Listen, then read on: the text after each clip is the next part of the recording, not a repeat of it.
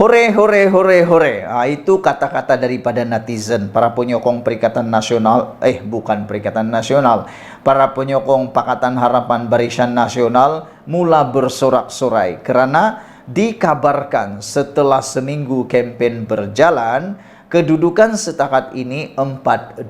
Bukan 3-3 sama, bukan 6-0, bukan 5-1, tapi 4-2. Apa ceritanya? Siapa negeri 4 itu dan siapa negeri 2 itu? Dan siapa yang kalah, siapa yang menang? Ikuti terus ulasan kali ini dipetik daripada sabudin.com. Macam mana PRN 12 Ogos ini?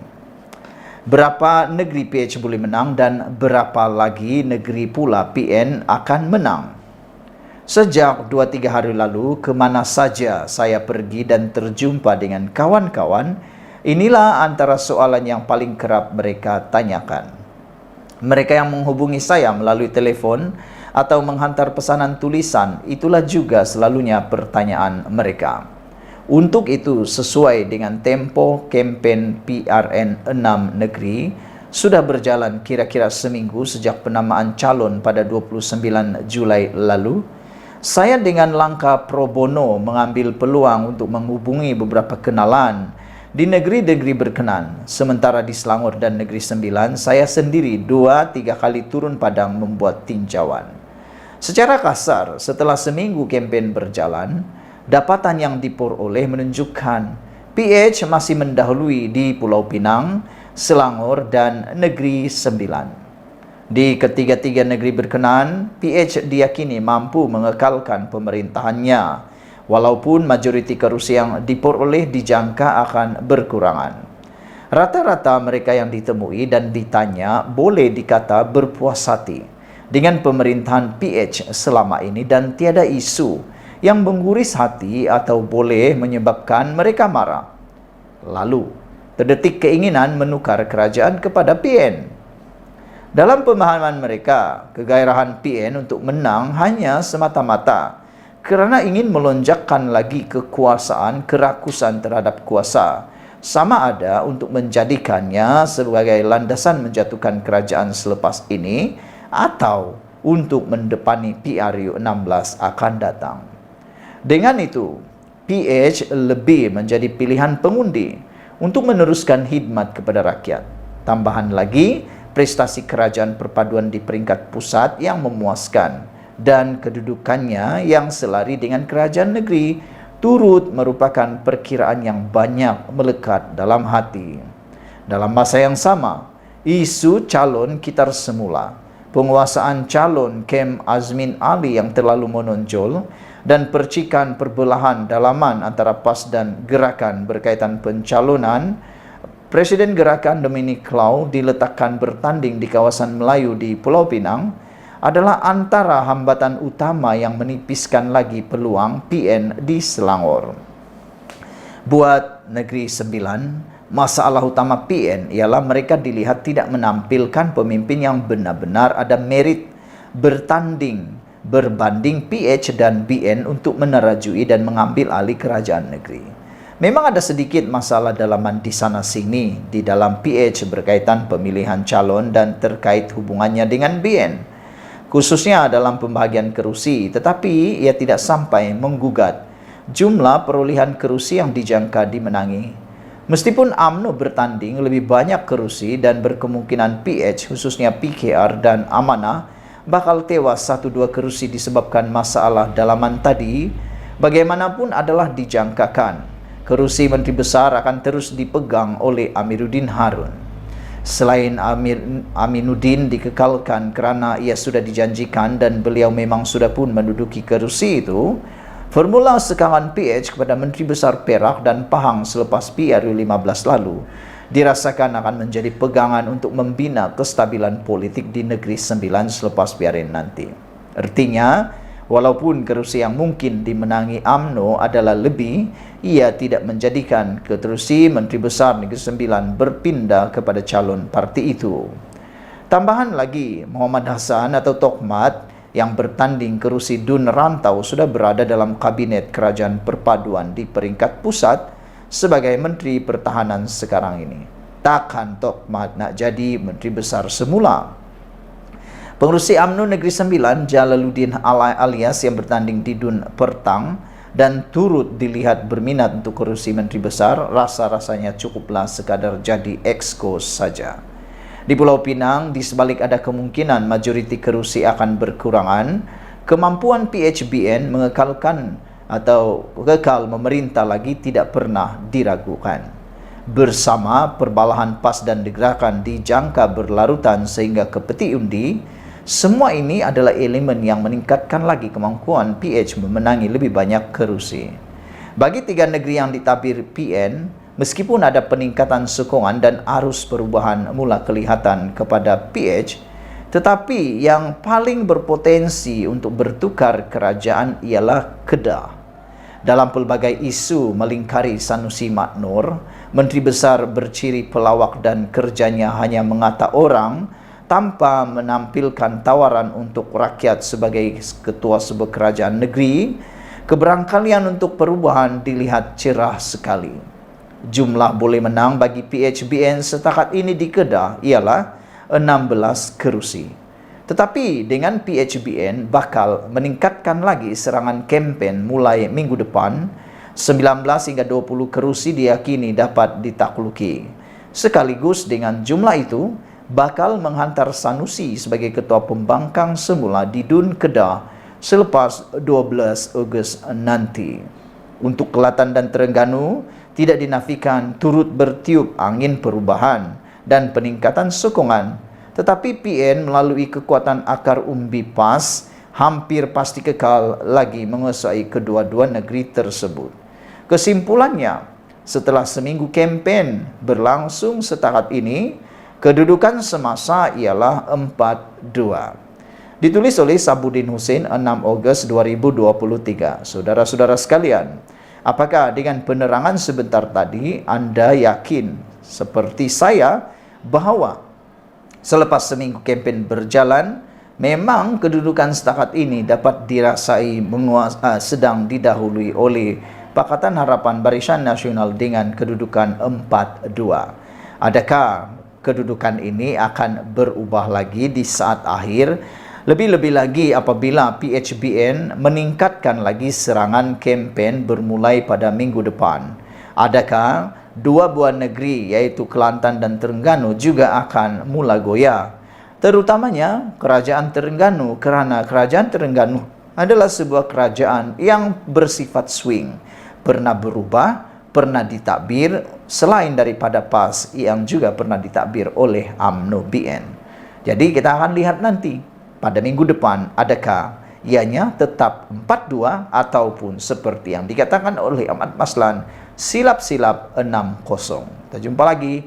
Malaysia kita punya, kita jaga sama-sama cintai Malaysiaku. Bye-bye. Selamat petang, salam sejahtera. Terima kasih kerana bersama dengan saya di Nazilin Unity Channel. Dipetik daripada sabudin.com. Kalau bab ini PAS memang terbaiklah. Apa yang terbaik itu? Ikuti terus ulasan kali ini. Tapi jangan lupa share video ini, tekan butang subscribe dan tinggalkan komen Anda untuk isu yang paling hangat dipilih oleh channel ini. Bab ini PAS memang terbaiklah. PAS Pulau Pinang menyarankan agar calon Perikatan Nasional PN bagi kerusi DUN Bayan Lepas Dominic Lau membawa jenteranya sendiri untuk berkempen. Kata Pesuruhjaya PAS Pulau Pinang, Muhammad Fauzi Yusof, PAS sendiri berdepan masalah kekurangan penggerak parti untuk membantu calon-calon Perikatan Nasional. Termasuk PAS juga perlu ada jentera masing-masing katanya. Dipetik sebagai berkata, PAS Pulau Pinang, kata ketuanya itu, kini berdepan dengan masalah penggerak untuk membantu calon-calon Perikatan Nasional menghadapi lawan masing-masing. Justru, Pesuruhjaya PAS Pulau Pinang itu mencadangkan agar calon Perikatan Nasional untuk kerusi Dewan Undangan Negeri DUN Bayan Lepas Dominic Lau membawa sendiri jentera partinya untuk berkempen di situ. Kata Fauzi, semua calon yang bertanding dalam pilihan raya negeri PRN menggerakkan kempen dengan kekuatan jentera masing-masing dan ia termasuk PAS sendiri. Jentera PAS juga tambahnya perlu dihantar ke kawasan lain sebagai bantuan kepada calon yang bertanding. Sekarang masing-masing bertanding kena bawa jentera masing-masing. Jadi Dominic Lau kena bawa jentera dia, kata PAS. Kita pun tidak cukup jentera, malah jentera kita sebenarnya ada kawasan yang kena bantu juga. Jadi siapa yang bertanding dia kena ketuai jentera di situ dan bawa jentera masing-masing, katanya seperti dipetik utusan Malaysia di Georgetown hari ini. Berita penuh daripada malaysiakini.com. Dalam hal ini PAS memang terbaiklah dan nampaknya sedang memberi pengajaran kepada parti gerakan. Ialah nak bertanding dalam pilihan raya, mestilah ada jentera sendiri dan mana boleh berharap kepada jentera orang lain saja. Sudahlah bertanding di kawasan orang, takkan jentera pun orang juga nak sediakan. Kalau tiada keupayaan menyediakan jentera, malah ketika hari penamaan calon pun, penyokong yang hadir hanya boleh dibilang dengan jari, baik tak usah bertanding. Apapun, buat pertama kali dalam sejarah atau buat pertama kali sekali lagi pujian diberikan kepada PAS Pulau Pinang atas ketegasannya terhadap gerakan ini. Terbaik dan tabiklah atas kenyataan Pesuruhjaya PAS Pulau Pinang kali ini. Ditulis oleh sabudinhusin.com 5 Ogos 2023. Apa pendapat kamu semua? Adakah anda juga setuju dengan pendapat daripada sabudin.com ini yang mengatakan bahawa untuk bab ini PAS memang terbaik? Terbaik apa? Dalam ketegasan PAS memberikan pengajaran kepada gerakan. Ialah kan nak bertanding dalam pilihan raya mestilah ada jentera sendiri dan mana boleh berharap kepada jentera orang lain pula. Sudahlah bertanding di kawasan orang, takkanlah jentera pun orang juga nak sediakan. Kalau tidak keupayaan menyediakan jentera, malah ketika hari penamaan calon pun penyokong yang hadir boleh dibilang dengan jari, baik tak usah bertanding, kata sabudin.com. Apapun, buatlah atau buat pertama kali sekali lagi pujian diberikan kepada PAS Pulau Pinang atas ketegasannya terhadap gerakan ini. Terbaik dan tabiklah atas kenyataan Pesuruhjaya PAS Pulau Pinang kali ini. Jumpa lagi. Selamat petang, salam sejahtera. Terima kasih kerana bersama dengan saya di Nazilin Unity Channel. Sekarang ini diratib oleh Perikatan Nasional tak henti-henti mengatakan bahawa mereka menjajah kononnya Kerajaan Perpaduan pimpinan Anwar Ibrahim, bahkan Anwar Ibrahim sendiri akan tumbang dan akan jatuh pada bulan 8 ini. Tapi ini jawapannya. Jangan mimpi Anwar jatuh bulan 8 ini. Sekali lagi saya ulang, jangan mimpi Anwar jatuh bulan 8 ini. Dipetik daripada sabudinhusin.com.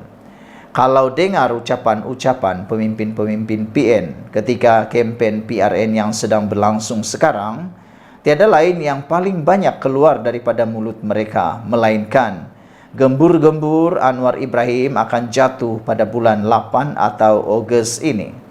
Daripada Muhyiddin Mat Yassin, Azmi Ali, Sanusi Mak Nur dan sejumlah ramai lainnya, itulah naratif yang sedang mereka bina sebagai jajaan agar pengundi di 6 negeri memberi sokongan kepada Perikatan Nasional pada 12 Ogos nanti.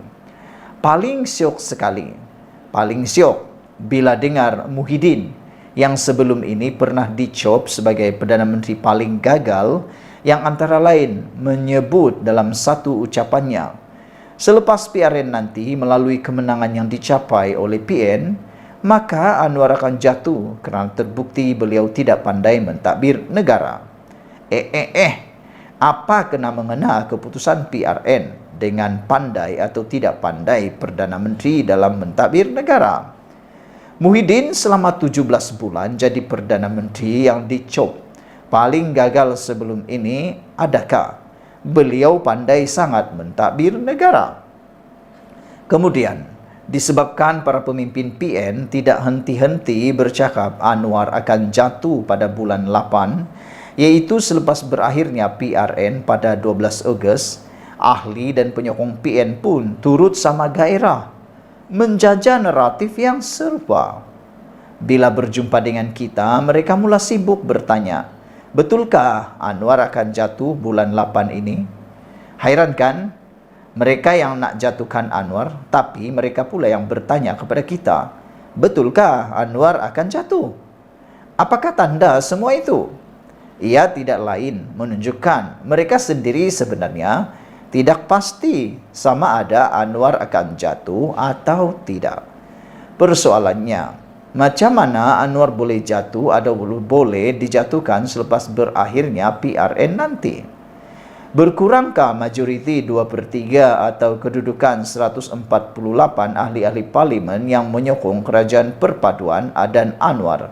Katalah jika PN menang 4 atau 5 negeri pada PRN nanti. Malah kalau ke-6 negeri sekalipun berjaya disapu bersih oleh Perikatan Nasional, celah mana Anwar boleh tumbang kerananya? Pertama, PRN adalah bertujuan untuk membentuk kerajaan negeri, bukan menentukan jatuh bangun Perdana Menteri. Suara atau undi andun tidak laku di parlimen. Dan oleh itu, tiada kaitan keputusan PRN boleh Perdana Menteri daripada membuang seorang Perdana Menteri, boleh menjatuhkan ataupun tiada kaitannya keputusan PRN boleh menjatuhkan Anwar Ibrahim. Kedua, harus juga difahami bahawa tiada peruntukan undang-undang untuk membuang seorang Perdana Menteri daripada jawatannya. Perdana Menteri hanya boleh dijatuhkan melalui usul undi tidak percaya di parlimen atau jika dia sendiri menjatuhkan dirinya dengan cara berundur diri ataupun meletakkan jawatan seperti yang pernah dilakukan oleh Muhyiddin dan juga Mahathir sebelum ini. Seorang lagi Perdana Menteri, selagi seseorang Perdana Menteri itu tidak dijatuhkan melalui usul undi percaya di parlimen atau beliau tidak meletak jawatan, dia akan terus kekal sebagai Perdana Menteri sehinggalah parlimen dibubarkan. Ketiga, oleh sebab sekarang ini ada Akta Anti Lompat Parti telah berkuat kuasa, ini berarti ahli parlimen tidak laku lagi untuk menjajah akuan bersumpah mereka bagi menyokong sesiapa. Semua ahli parlimen tertakluk kepada keputusan parti tentang arah tuju sokongan mereka. Begitupun jika ada ahli atau usul undi tidak percaya dibentangkan di parlimen, ahli-ahli parlimen bebas memberikan sokongan mereka. Jadi, selepas PRN ini, apa sekalipun keputusan pilihan raya itu, sementara memang tidak mustahil untuk menjatuhkan Anwar sebagai Perdana Menteri, ia tetap memerlukan pembentangan usul undi tidak percaya di parlimen. Beranikah Perikatan Nasional membawa usul tersebut? Atau sedia dan benar-benar beranikah Muhyiddin yang ada kes mahkamah dan kini tergolong dalam kluster mahkamah mahu membawa usul undi tidak percaya terhadap Anwar dan menonjolkan dirinya sebagai calon Perdana Menteri sekali lagi? Jika tiada yang berani membawa usul atau kalau bawa usul pun tidak menang, bermakna Anwar akan kekal sebagai Perdana Menteri sehingga PRU 16 atau sehingga tahun 2027 akan datang.